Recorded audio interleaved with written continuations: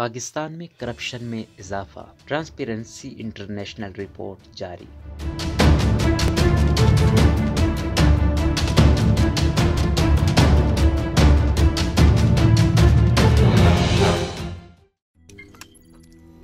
روزنامہ قدرت کی ویڈیو دیکھنے کے لیے ابھی یوٹیوب چینل پر سبسکرائب کریں اور بیل آئیکن پر بھی کلک کریں۔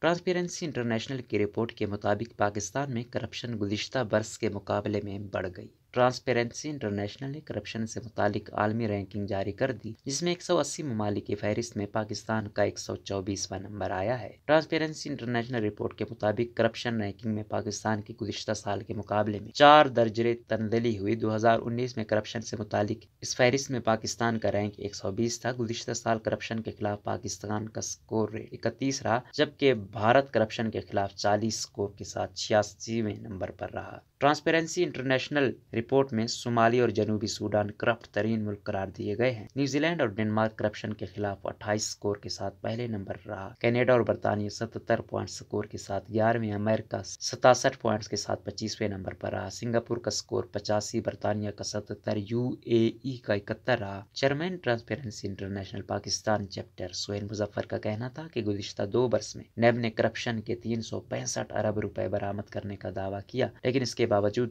پاکستان کا رینک 124 ہوا۔